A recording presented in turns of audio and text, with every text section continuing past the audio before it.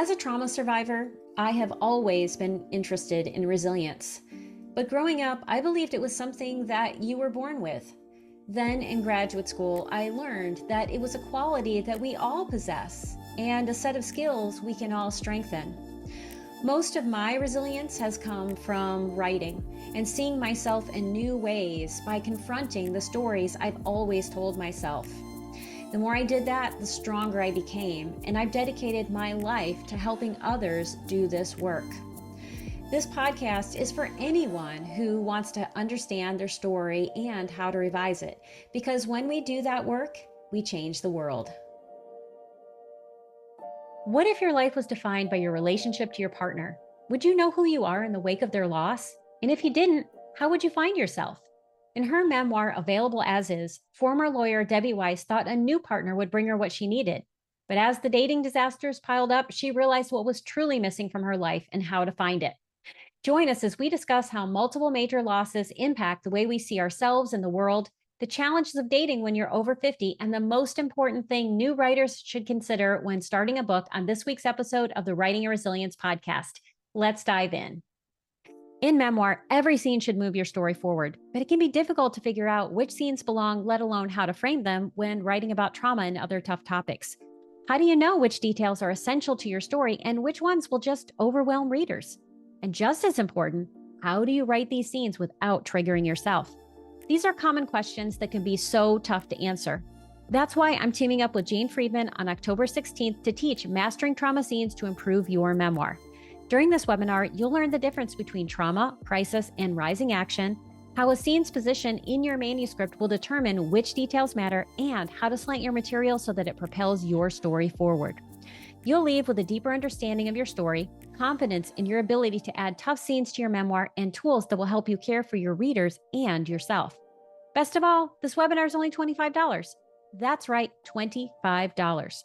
For that price, you'll get access to the webinar, a workbook filled with tips and tricks, a copy of the recording, and a copy of the comprehensive Q&A.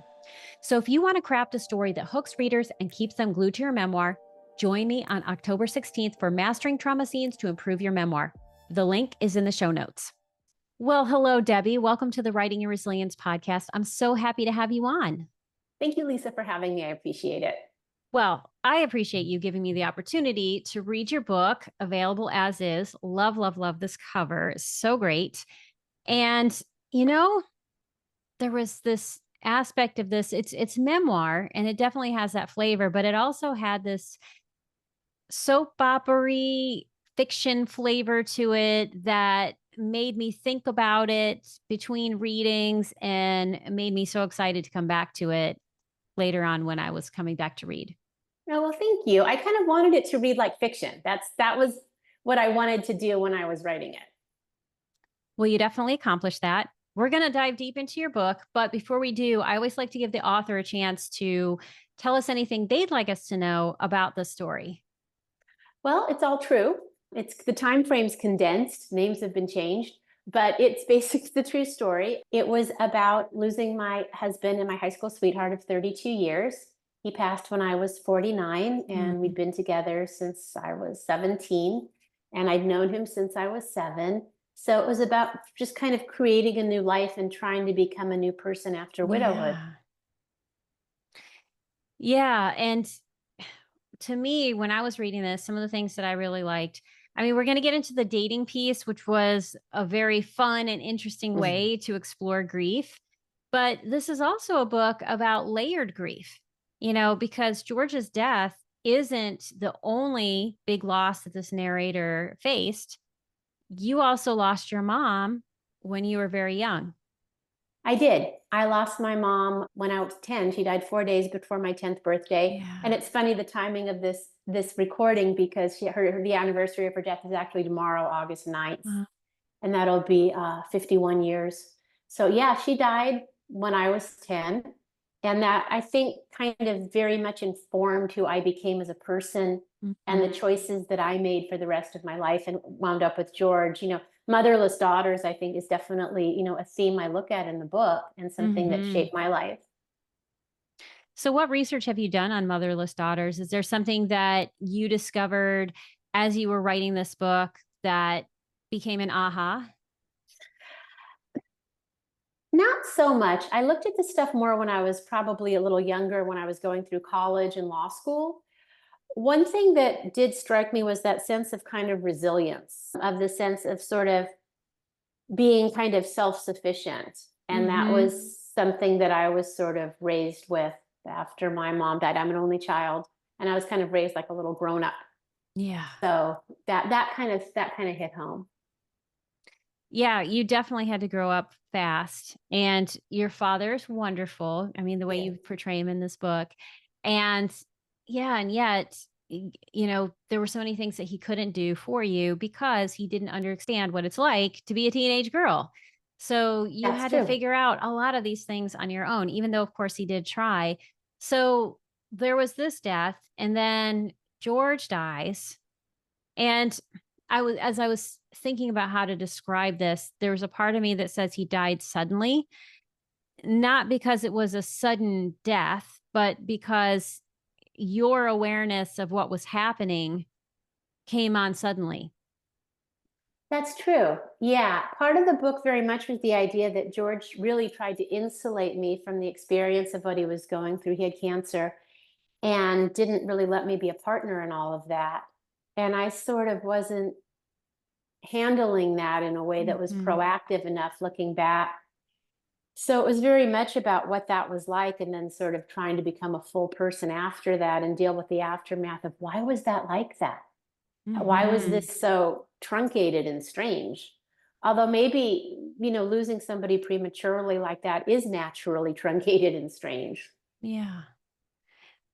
I think it is in a certain, and yet there was a certain way this was presented to you, which I think people need to read your book in order to really dive into that, but also a certain story that you might have been bringing to the table, both as someone who lost a significant member of her family early on, and then, suddenly this is happening. And then he died from male breast cancer.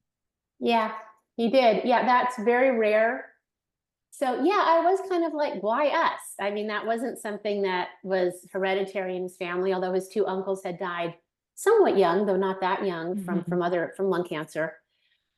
So yeah, it was kind of like, oh my God, this is happening again in my life. And this is Yeah. a very weird, rare kind of cancer in men.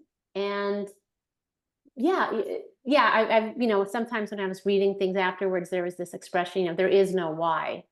Hmm. And I think that was definitely something I had to think about. Yeah, and I think that makes sense because when we go through loss, especially unexpected loss, a part of our brain is trying to make sense of it. It's trying to figure out how could we have controlled the situation? And that why question, at least I can say from my own experience of losing my brother to suicide, which is a different thing, but it's also unexpected loss. I had that wrestling with why, and what I realized is that part of what was happening for me is that in wrestling with why, it buffered me from really having to feel all of the feelings. It also gave me this illusion of control. I could have changed it. I could have made it better. I could have made different decisions. And what would have happened had I done that?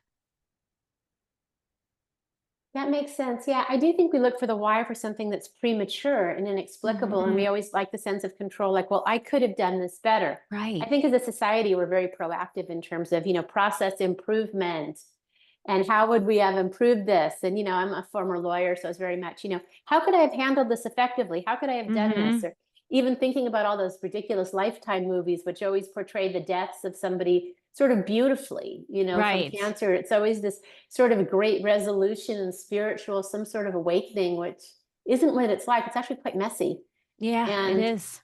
and disturbing and sad. And none of the movies don't show you that. But yeah, I think we're kind of trained to try to see like, well, what could I do? How could I fix it?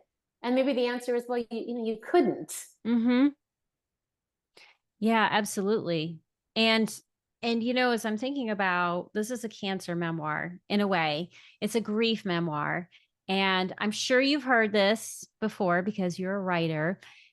These are difficult topics to write about, partly because they've been written about before. Like if no one had ever had cancer in the history of the world and you wrote the first cancer memoir, you would be inventive and revolutionary and doing all these things, but it has been written before. Same thing with grief. And I say this as a writer who also writes about grief.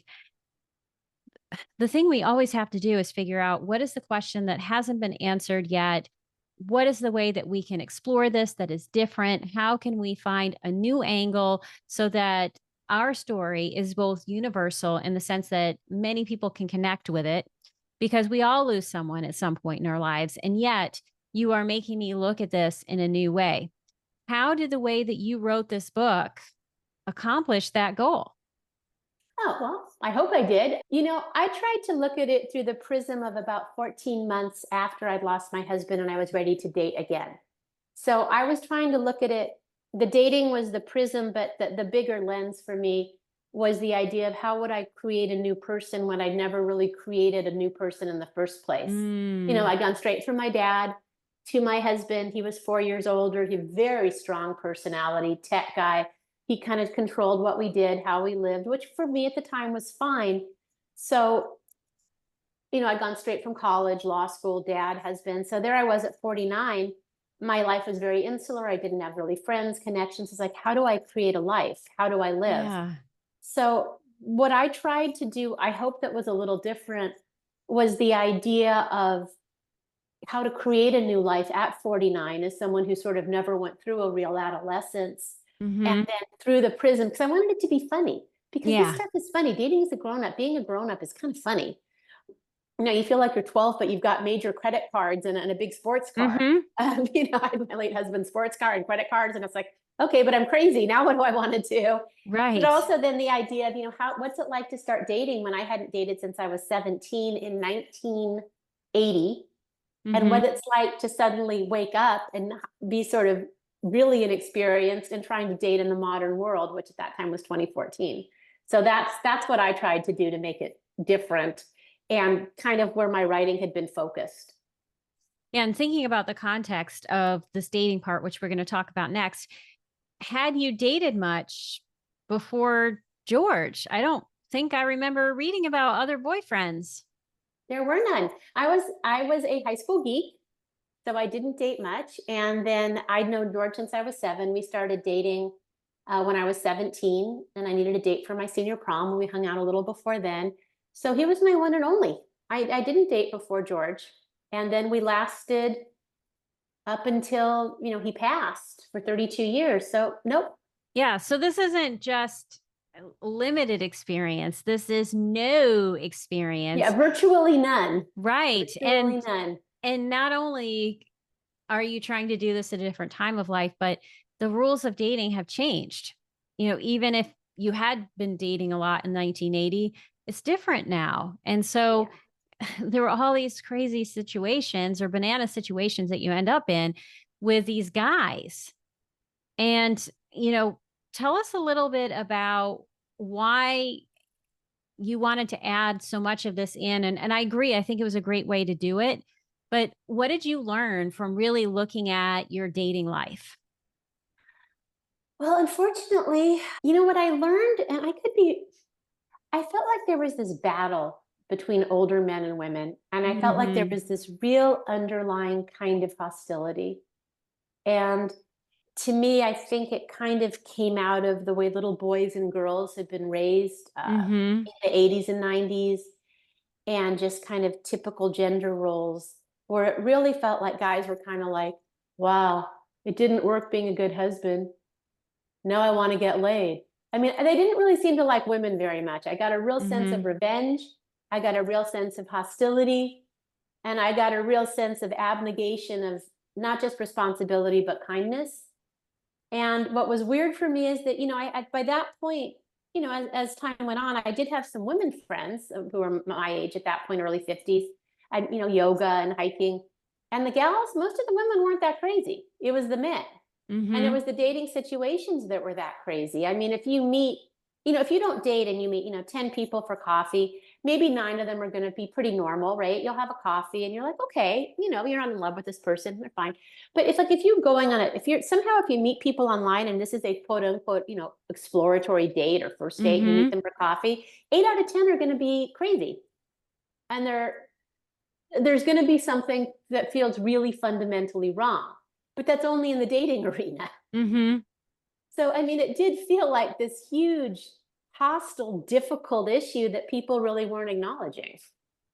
Yeah, and I think one of the things that stuck out to me and is I'm connecting it to Anne Garvin, who is a fiction writer, and she had this tweet that went viral a few months ago I remember that. where Yes. she was dating and she's 60 years old and she went on this date with this man who I believe was also 60-ish years old, and he was such a jerk.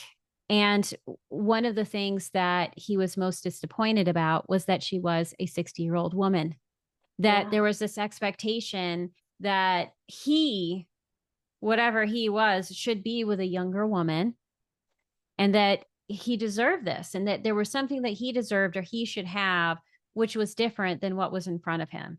And yet was totally disregarding and this amazing, incredible, smart person.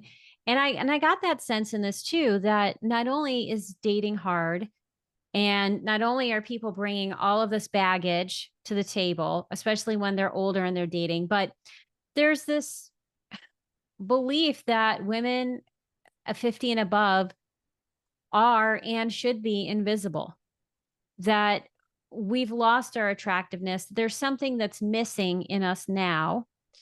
And therefore, it's perfectly fine for men to discount us. I felt that. Yeah, just sort of that sense that, you should be grateful that you're getting any attention. Hmm. Take what's available to you. I mean, I met men who were very patronizing. I mean, my kind of mantra at one point was, I'm a widow, but I'm not a moron. Yeah. I had men who were like, I own my own home, and I was like, oh, well, you're careful. Someone's going to take advantage of you, which to me meant they couldn't accept that I could be independent and not be taken advantage of. Hmm. No, I'm still a lawyer. No, I'm not, handing up my credit card to people. Um, that was kind of odd. And then this very patronizing, a lot of mansplaining. Hmm. Again, no, that doesn't work either. But yeah, very much that sense of entitlement of, I mean, it really isn't a myth that all these guys who are respectfully not in great shape, not particularly conventionally attractive, all want these young looking, slender women because that's, I guess, what society tells them makes them successful. So, I mean, it's like, how come all these unfit guys want fit women? Hmm. Clearly, fitness isn't important to them, and other things too. They're not compassionate, they're not kind. Why would we want to be with somebody who isn't kind or compassionate? And I feel in current times, I think women now, right now, are saying that older women are seeing that they're undervalued, and we're fighting back against that right now. Absolutely. I do think that older women are finding their voice. They're using their voices in new ways. And we're all saying, hell no, we will not go quietly into the night. We are going to Right. be here and we are going to be present in our biggest and best ways. And so, what's interesting to me about this story is, you know, this narrator, I just wanted to give her a hug. Oh, I really did, because there was so much pain that she was experiencing. There's a lot of baggage that she is carrying, both around the guilt of, how the caretaking went, the death of her mother that she had not had a chance to really process, the fact that she is alone and she hasn't really defined who she is. So there's tremendous pain in this experience. And I'm wondering how much the dating experience is also mirroring that inner pain, if those two things are related, or what you learned about that and grieving. well, I learned a lot, unfortunately, after the fact, hindsight. But I did learn some things that were helpful. One, for somebody who was in my situation, I would have dated later, because Mm. it didn't really make sense to date until I'd found a self, until I'd found Mhm. myself, irrespective of a partner or something, and finding, a life that felt fulfilling. I've written about grieving and moving forward after widowhood in some different places. And one of the things I talk about is trying to make non-romantic connections so life feels good, and Mhm. finding your passion so you feel fulfilled or interested. After this, time, I got an MFA when I was 56. I wrote the book. I've taken tons of writing classes. Things changed a lot, made connections with people. But part of I think the dating experience was the guilt, and part of it was inexperience, but Mhm. part of it was inexperience. But part of it was also at the time not really believing necessarily that I deserved Mm. exactly, what I wanted, whatever that is. Yeah. And feeling too afraid to be alone to say, well, this clearly isn't what I want. So whatever happens, this can just Mhm. go away.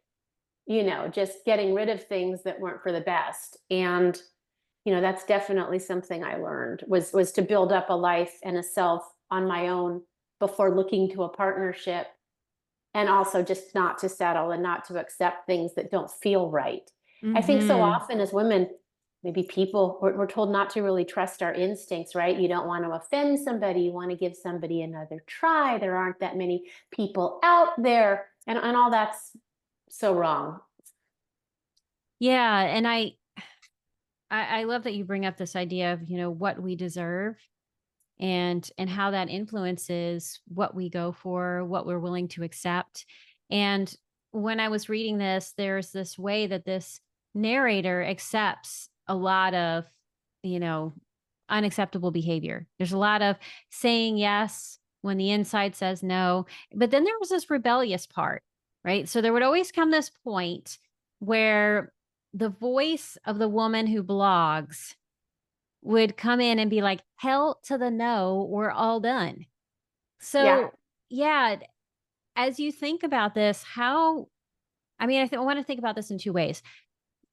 When you were going through these experiences, was there a way that that person who was writing the blog, this other voice came into the situation, or is this something that you discovered as you were writing the book that you wanted to infuse this, like, this woman is the badass hero who puts her hand up and says no? Well, I mean, I wrote from pretty close to what happened, so I feel that as it's funny when you're writing a book because you always have, right? I did an MFA, this too stuff, right? There's the narrator, right, who is the author at that point in time. Mhm. And then there's the author looking back in hindsight who's Right. offering more wisdom and all, and is processed this enough to hopefully write something that has some wisdom or reflection to it. So for me, that is kind of my personality. I think maybe a Mhm. lot of us, I was kind of open, like, okay, let's see. Oh, no, no, there's a moment of this is ridiculous, or I'll give this much time. I'm kind of Mhm. an impatient person, so I would tend to think, well, okay, I'll give this one more date, which was probably one more than one date than I should have. But then it's like, Mhm. okay, this is ridiculous. No. And, having been raised by a strong father, I wasn't going to take being put down or insulted or anything. And I think that was probably a little surprising, maybe to some of the men that I dated, because I probably came across in the first place like, yeah, okay, what's that like? And it's like, yeah, you're messed up. This is unacceptable. This Mhm. isn't how this isn't how grown-ups act. I might have been inexperienced, but I'd been in a long marriage for 32 years and I'd functioned as a grown-up, which a Yeah. lot of these people hadn't. Yeah, so you're bringing an awareness to the situation, and one of the things that you do also in this book that seems like an act of rebellion or railing against what had happened is you have these little moments like the widow's diet, the checklist of the things you wished you had, the coda that are sharing information and I would say reflection on what happened and this sense making in a unique way. What told you this was the right choice? Well, for one thing, I'm very type A. I fight against it. I've been retired for years, so I'm kind of out of that. But for people like me who are kind of neurotic, list making is a thing to do that helps with stress and Mhm. helps to crystallize thoughts. So for me, it was kind of a reflection of my personality in terms of reach. I also was an attorney. In law school, you outline, so it was very much my kind of analytic mind and sort of showing kind of a stressy personality. It's a way to also humor because it's obsessive. If you list the Yes. same thing 4 times, then that's kind of an obsessive person. And then also, I liked it because you want to give people, and my MFA professors talking about this, you want to give people some white space. When you Hmm. read a book, I I get nervous when I see a book and there's no breaks in any text. Yes. So I wanted to have something where it felt like we're pulling back a little bit and you get kind of a little different angle at coming through things. Or if something's terribly sad, it's a way to do a little bit of an intermission or a little break before something else. That was one of the things is I wanted this book to be funny because the Hmm. dating and a lot of the experiences were funny.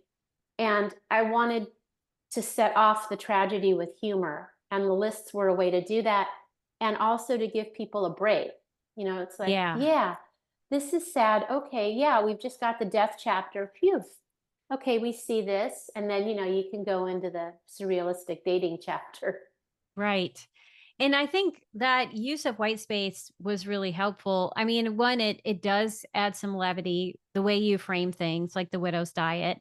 But also, if you are reading this book and you're reading it because you are a grieving widow or you've experienced grief in some other way, you do need relief in your experience, not just of being a person who grieves, but also in consuming work where grief is happening. And so I thought those were really nice and clever.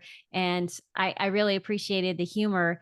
And another thing that happened to you that was also humorous that I appreciated was your modern love. Oh, thank you. That was in Yeah. 2018. Yeah, that was a while ago, but yeah, that was 2018. Came out right when I was trying to decide if I wanted to go back to school to get an MFA and be serious about the book. And then it just came out and it was like, okay, this is my sign to just go forward with this. So that was your life changing moment. One of them, yeah, it was a moment. Yeah, because had gotten into college at 53, and I was like, do I really want to? This was right before this was a couple years before COVID, so it was like, Yeah. do I want to go back? Do I want to pay Hmm. tuition? Do I want to hang out with millennials? I mean, do I want to do I want to do this? And how serious am I about the book? It was expensive, and I just thought this is yeah, just put your efforts into it. I could, and that was a good sign. Well, how did getting published in the Modern Love give you confidence to embrace your role as writer? Or did you have anything else happen as a result of being in the New York Times? I wish I could say yes, but I didn't. People. I got a couple nibbles on that. One of Mhm. the problems I had is I had this idea for the book long before I knew how to write it. Again, Mm. I'm a former lawyer, and I'd written some essays, but I really didn't know how to write a book. Mhm. I wasn't a natural writer. I didn't write anything that was even decent. I mean, it was really bad. And I'm a little embarrassed. I sent a few things to agents who were interested and they weren't good. And I didn't realize what you needed was a full, finished, polished book. Mhm. So if I could change the timing on everything, I would, but I can't. I got the Modern Love in 2018. I had my book published in 2022, and it really wasn't ready for publication until 2021. In Mhm. 2018, I just had pieces. And I'm sure, like lots of many other writers and authors out there, I had pieces of a book, and it was like, ah. Yeah. So, one of the things I did do was I went through a few editors and finally found a really awesome editor. I won't name her, but people can ask and I would tell them. So it's really expensive, but I, invested in a great editor because I really couldn't write a decent book. My book recently did win, say, the gold medal in grief in the IPPY, Independent Book Yay, Publisher. Thank congratulations. you. And that was so reassuring because it meant, okay, this is actually decent. People, Mm. because this isn't something I did. I don't know how people just write like they go, oh, they just write great books or they write good books. Because that wasn't something I mean, that was a huge learning curve for me. That was probably about as hard, probably harder than passing the bar exam. Well, I would say that even when it looks easy, it isn't. And even when people make it look easy, there's probably 1,000 stories of the hard work that they've put into this that you just don't know about. And I think I'm really glad that you share the honesty around what this process was like and how, getting the modern love, which is a big deal. It was And cool. it is very cool that you did that. And I think a lot of writers are told, "Oh my gosh, if you just get in the modern love column, your life is going to change. You're going to get an agent and a book deal and this and that and the other." And I've known other people who wrote amazing modern love stories who also didn't have their lives change so in such big ways. So, I mean, it was a confidence booster. It was a great publication. It is nice to be able to say that in your bio. I mean, come on, it does help your bio, right? It totally helps my bio. It helps when I reach out to people. If I'm Mhm. feeling insecure about reaching out to somebody, I throw that in there for sure. It made me feel good about reaching out to agents. That didn't happen either. But, it made me feel good about, like, when I reached out to you to be on this podcast. Right. I saw you on Instagram or someplace. I'm like, okay, I'll put this in. It looks like I do something. So yeah, it's really good for that. It was a dream, but it didn't change my life. My column was about dating a guy who was a polyamorous person. Although I've heard from people that this guy really wasn't polyamorous so much as he was sort of arrested development, because he Mhm. really wasn't about love. He was about his own ego. Yeah. But, basically what I got from that was some nice words and letters from angry polyamorists who Mhm. said that, I was putting down their way of life, which I wasn't. But that's really pretty much the largest kind Mhm. of correspondence I got from that. Yes, I can imagine all of the things that people would have said or all of the ways that could have gone. And it would be interesting to see what that would be like now when polyamory is much more a part of the conversation. I mean, it Yeah, it was is. there in these little sprinkled ways back in 2018, but now I remember there was that, oh gosh, what was it? The article in the New York Times about the polycule, the 30-person polycule that just makes my head explode anytime I think about it. But it's 30 people who are in relationship with one another in some other way. And, I'm not going to judge it because I don't know. But at the same time, what I can say confidently is that it is not for me. Like, I can't imagine being in relationship with that many people. It's just not how I'm wired or what I'm interested in. But, you know, thinking about how we can both be bold, be brave, write our stories, and also temper our expectations, I think is important because when we think that magical things are going to happen, and I would say some of the promises of the modern love are magical things, like you're suddenly going to get this, six-figure book deal and an agent, Right. and like, your life is going to be so great that you're going to quit your job and be a full-time writer. That's magical thinking, and it's not necessarily going to happen. And that doesn't mean you failed or you've done something wrong or that this isn't good. So just being able to embrace all of those things at the same time, I think is really important. I agree. I feel like that really stands for writers and authors in general right now, because there's so many books. And, Yes. I mean, I'm with a hybrid publisher, so technically like an indie book. And publishing, is compressing and doing strange things. Mhm. So I think it's hard because you write a book and you want it to do all these things and sell all these copies, and the standard is so high, and you're supposed to be getting all these reviews and do all this, and it doesn't happen. And when my book came out, I went through getting kind of depressed. It really hadn't done what I wanted it to. Mm. And I had to step back and kind of, I'm also a certified yoga teacher. And I had to look at kind of the yoga principle. I hope I don't get this wrong, of aparigraha, which is letting go of set expectations Mhm. and kind of looking at doing the best job you can do Yes. and not denigrating your own efforts when you've done the Mhm. best you can. And Yes. then letting go of a preconceived expectation, and at least for me, finding some satisfaction in smaller things, which are, hearing from some widowed people who did find the book valuable, hearing from some people that it did help, or being able to do things like this and chat, which Yeah. is fun. But just, doing some smaller scales of things, Mhm. but not saying this was a failure, just saying this was a great effort. This was a great project. Did I like Mhm. the experience? Letting go of the end result and then trying to find some measures of resolution and satisfaction from there. Absolutely. I think that's so important because it's hard work. The bar is high and we can become exhausted by the process.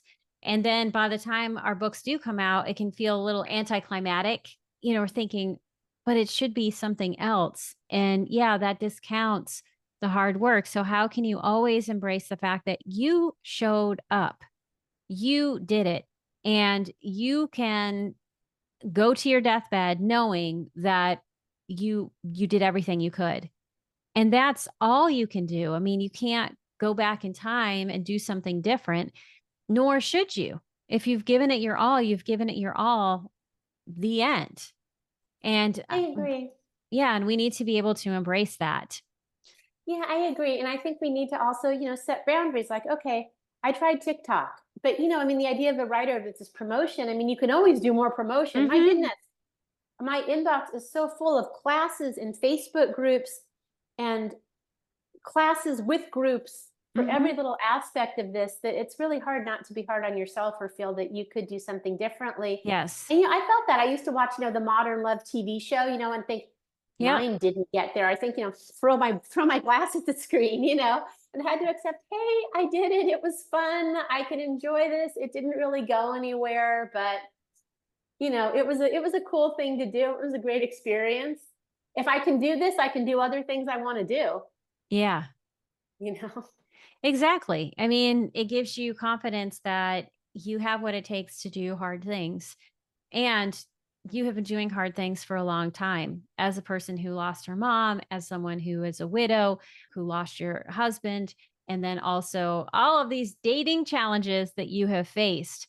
So, one of the things you are is a writer, and many people who are on this podcast are writing. And you've given us some different bits of writing advice, but what is your best piece of writing advice? If someone is coming to the page, especially, I want you to think about that new writer, someone who has got the dream, but hasn't really gotten much down. What would you tell them? I did recently teach a class for non-writers, which was helpful. For me, what's helpful is working through things I'm thinking about. I'm very Mm, analytical. That might not be everybody. They might do it through poetry or fiction, but in general, kind of what's moving you? What are you yeah. feeling? What problem are you trying to work through? What question are you trying to answer? Mm, And then from there, start writing about it in different ways until it becomes richer and more interesting and more nuanced. But sort of starting there, because if you're not writing about something that's interesting to you, why do it? And I right. think it helps to really get your mind involved. What are you thinking about? What is your question? What are you Hmm. trying to even resolve for yourself? And then just kind of look at it from a whole bunch of different angles. Yeah, that's great advice. And I'm actually taking an oral storytelling class right now. And one of the questions that people keep coming up with, like, how do you start a story? And these are first drafts of stories. This isn't final draft stuff. Like, we're working towards, moth style stories and that sort of story performance. But this is a great question that's related to what you said is you can always start with the question people always ask me about this is dot dot dot. Then begin writing and don't think too hard. Just see what comes out and you may be surprised at where you go and what you learn from that process. That totally makes sense. That was like an MFA land. We had to think about my story is about, Mhm. but what it's really about is. Yeah. And I think it's really helpful if you're writing something and you can get to what it's really about is. Yes. I think that Absolutely. helps. So your book has been out for a little bit. You've gone through a launch year. You are still promoting the book because, in case you all didn't know, promotion never ends. You're always going to be promoting and talking about your book in some way. And also, grief doesn't end, right? We move through different stages of grief. You just said that tomorrow is the 51-year anniversary of your mother's loss. And I just want to say I'm holding space for that. I'll be thinking about you Thank you. tomorrow and I'll be thinking about your mom. What's your mom's name? Thalia. Thalia. So I'll be thinking about Thalia. I think it's really important for us to say the names of the people we've lost. I'll also be thinking about George, Oh, your thank husband. you. How do you care for yourself, especially as you head into this anniversary? And I'll say for people that are, new to the grieving process, 51 years is going to seem like a long time. And in one way it is, and in another way, when it comes to grief, it isn't always. Hmm. Well, for me, what I find helpful and what I'm actually doing a little bit this year, just for a bunch of other reasons, is I give myself permission, and I have the luxury of doing that. I'm retired, of pulling back when I want to. I tend to be pretty busy, and I have my little projects and people I'm following up with, and I have a ton of emails from stuff. And just to sometimes just saying, okay, sometimes you just need to pull back Mm-hmm. and have quiet and peace. It's a little bit cliche, but what helps me if I can do it is generally yoga classes, walking, Yes. kind of chill exercises. I like to do that. I have, a nice yoga community, that type Mm-hmm. of thing.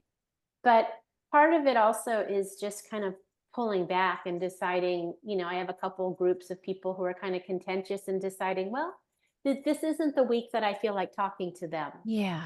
I think it's very much giving yourself permission when you're feeling tired Mm-hmm. or not as strong to do things that make you feel better.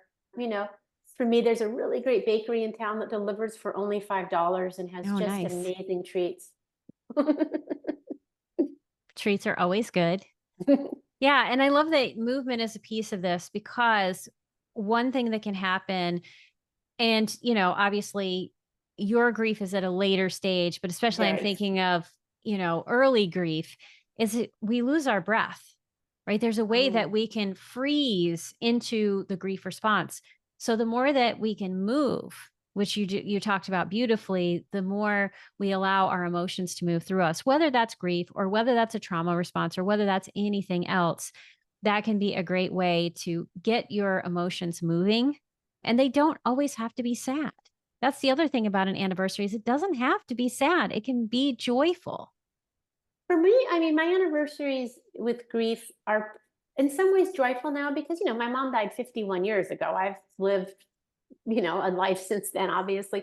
And my husband died 11 years ago, over 11 years. And I've had a new partner now for 6 years.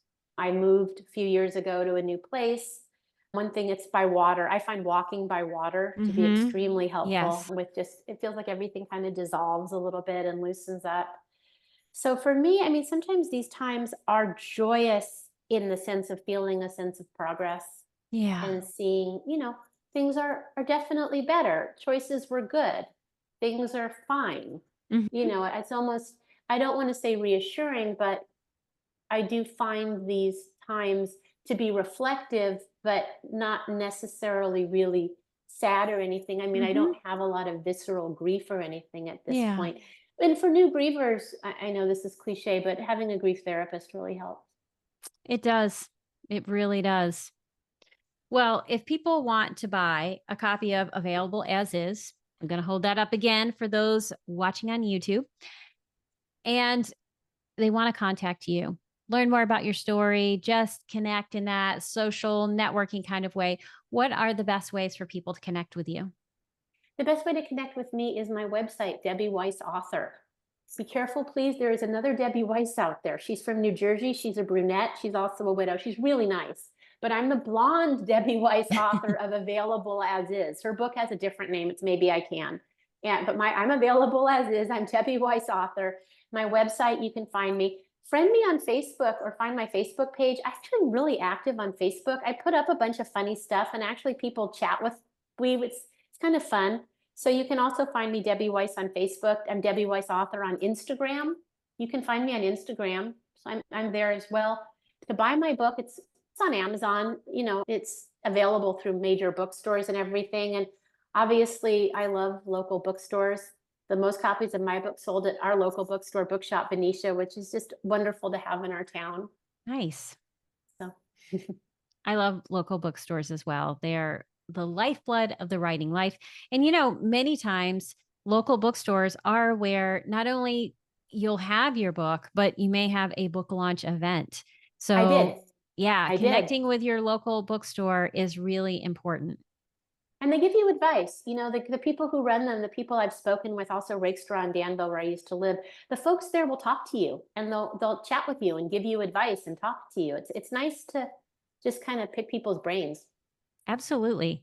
Well, thank you so much for being on the podcast, Debbie. I am so glad that we were able to have this conversation. It's just been wonderful. Thank you, Lisa. This was wonderful. I feel like we touched on some great stuff. That's it for today's episode. If you'd like to learn more about Debbie, read her essays in Modern Love and HuffPost, and most importantly, buy a copy of Available as Is, please see the show notes for this episode. If you're learning from or enjoying this podcast, please subscribe to my YouTube channel. It's a free and easy way to support the podcast. You can also get the latest episodes delivered to your inbox by signing up for my Writing Your Resilience newsletter. As a thank you, you'll receive a free copy of A Trauma Survivor's Guide to Writing the Tough Stuff. You can also follow the podcast on Apple Podcasts and Spotify, where you can leave a 5-star review. If you have questions for me, comments about the podcast, or questions or topics you'd like me to consider for the Writing Your Resilience podcast, please leave a comment on YouTube. I read them all, and I'd love to hear from you.